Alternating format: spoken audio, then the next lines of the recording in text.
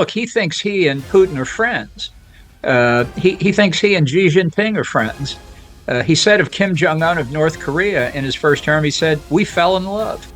That's how he thinks of international relations. If he has good relations with Vladimir Putin, then the U.S. has good relations with Russia.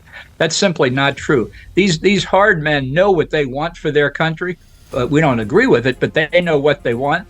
And Trump doesn't understand what's at stake, and certainly Witkoff doesn't either. Hello and welcome to Liberal Breakdown. John Bolton is back again with more revelations about Donald Trump. This time, he's exposing how Trump thinks he's friends with some of the world's toughest leaders. But according to Bolton, Trump doesn't even understand what's at stake. Let's break it down. Bolton, Trump's former national security advisor, recently claimed that Trump believes he has a good relationship with leaders like Vladimir Putin, Xi Jinping, and even North Korea's leadership. But according to Bolton, that's just Trump's delusion. Bolton's exact words? He says these hard men, meaning Putin, Xi, and others, know exactly what they want. They have clear goals, clear strategies, and they know how to manipulate weaker opponents. But Trump? Bolton suggests he's clueless. He thinks he's on good terms with them, but in reality, they're playing him. Let's put this into perspective. These leaders are known for their strategic, long-term thinking. Putin's main goal? Expanding Russian influence and power. Xi Jinping? Dominating global markets and expanding China's influence. Kim Jong-un's main goal? Military power. But Trump, Bolton suggests he was never really playing the same game. He wanted deals and friendships, not realizing that politics at this level isn't about friendships, it's about power. We've seen this before. Remember when Trump said he trusts Putin more than his own intelligence agencies? Or when he described Kim Jong-un as a very talented man and even said they fell in love. And we go back and forth, and then we fell in love, okay? No, really. He wrote me beautiful letters, and they're great letters. We fell in love. But you know what? Now they'll say, Donald Trump said they fell in love. How horrible. How horrible is that? So unpresidential. This is what Bolton is talking about, Trump's inability to see through the manipulation. Now, why does this matter? Because these are the men shaping global conflicts. If a U.S. president doesn't fully understand their motives, that's a major risk for world stability. Bolton's warning isn't just about Trump. It's about what happens when leadership is based on personal feelings rather than strategy. We begin tonight with a stunning breach in national security involving the ongoing highly classified U.S. attacks targeting Houthi rebels in Yemen.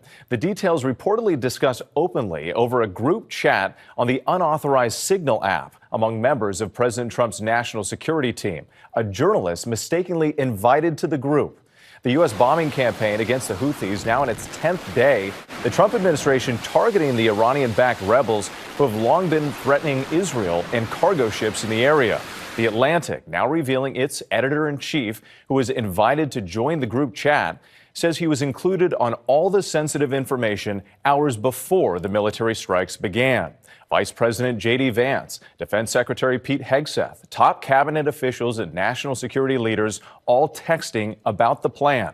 President Trump pressed about the report following today's cabinet meeting, saying he didn't know anything about it. And speaking of reckless leadership, let's talk about the shocking Signal leak. Reports have surfaced that high-ranking U.S. officials, including Vice President Vance and Defense Secretary Pete Hegseth, discussed classified military plans in a group chat on an encrypted messaging app. But the kicker? National Security Advisor Mike Waltz accidentally added the Atlantic's editor-in-chief to the chat. While they were casually texting, these officials revealed crucial details about an upcoming attack 2 hours before it happened. The discussion included weapons, targets, and timing, all outside of official secure channels. Now, lawmakers are demanding an investigation into how such a massive security breach occurred. The White House called the leak inadvertent, but critics from both parties are outraged. Some officials are even facing accusations of violating the Espionage Act. Will there be consequences? Or is this just another example of political incompetence with no accountability? The White House is trying to downplay the incident, with Press Secretary Caroline Leavitt claiming no war plans were discussed. It said that some of your top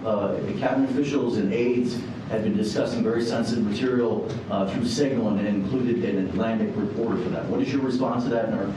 I don't know anything about it. I'm not a big fan of the Atlantic. To me, it's a magazine that's going out of business. I think it's not much of a magazine, but I know nothing about it. You're saying that they had what? They were using Signal to coordinate on sensitive materials and having to do with what? Having to do with what? What were they talking about? With the Houthis. The Houthis? You mean the attack on the Houthis? Well, it couldn't have been very effective because the attack was very effective. I can tell you that. I don't know anything about it. You're telling me about it for the first time. But The Atlantic's Jeffrey Goldberg, who was accidentally added to the chat, says otherwise. Goldberg claims officials were openly texting about attack plans, targets, and even personnel at those locations. The White House insists it was an inadvertent mistake, but lawmakers and security experts are calling for resignations. Are these leaks just a string of mistakes or a sign of complete incompetence at the highest levels? 8:16 on Friday, March 14th, Vance texting the group about the possible strikes on Yemen. I think we are making a mistake, pointing out what's happening off the coast of Yemen affects European trade more than U.S. trade. And in a stunning declaration, Vance, who is normally in lockstep with the president, saying, I am not sure the president is aware how inconsistent this is with his message on Europe right now, suggesting delaying the strikes for a month. At 8:27, a response from Pete Hegseth saying that waiting will not change the calculus, but it could make the administration look indecisive. In what The Atlantic says is a screenshot of the Signal chat Goldberg was added to, at 8:45, Vance responding, if you think we should do it, let's go. I just hate bailing out Europe again.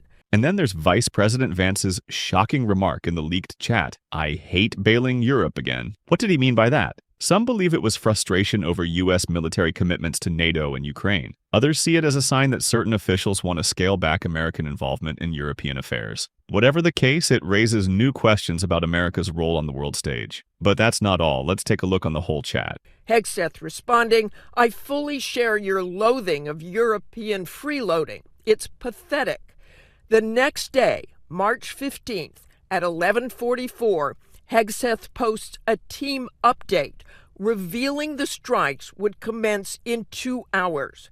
Goldberg did not quote from the text in his article, saying Hegseth shared operational details of the forthcoming strikes, weapons, deploying, and attack sequencing.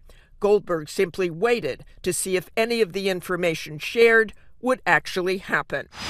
Then, at 1:55 p.m., the first explosions were reported in Yemen, with many more to follow. But what did the White House say? Press Secretary Caroline Leavitt rushed to dismiss Goldberg's claims. According to her, no war plans were discussed in the chat. She went on to argue that Goldberg was simply spinning a sensationalist story. But let's stop right there. Here's the problem. The evidence doesn't match their story. Goldberg, who was in the chat, reported that officials discussed the specifics of military actions. We're talking about attack plans, the timing of the strikes, who would be involved, and who the targets were, all detailed in this chat. 2 hours before the attacks went live. And Goldberg isn't just spinning a yarn. We already have evidence from the chat itself making these claims undeniable. Despite Leavitt's denials, the facts speak for themselves. The White House tried to downplay the significance, but this isn't just about a casual chat. It's about a serious security breach. The chat was meant for high-level officials, yet a journalist was accidentally added, revealing classified military details. If the White House continues to deny the truth, it's clear they're trying to protect their image instead of addressing the real issue: gross incompetence and a lack of oversight. What's even more concerning is the potential fallout. The White House's refusal to take accountability over this leak is a direct threat to national security. If top officials can't even keep their discussions secure in a supposedly encrypted chat, what does that say about the handling of sensitive information? Lawmakers are already calling for investigations into how such a breach occurred, with some even calling for resignations. The White House may want to sweep this under the rug, but the public and Congress deserve answers. So, who's telling the truth here? Goldberg's account, supported by the leaked evidence, or the White House's repeated denials? It's clear that we already have the proof we need. This leak isn't just a small mistake, it's a major breach of national security. But the real question is, how long will the White House be able to keep lying about it before accountability catches up? So what do you think? Is Bolton right about Trump being out of his depth? And what about this Signal leak? Was it just a mistake or a sign of something much worse? Let me know in the comments, and don't forget, subscribe for more deep dives into global politics.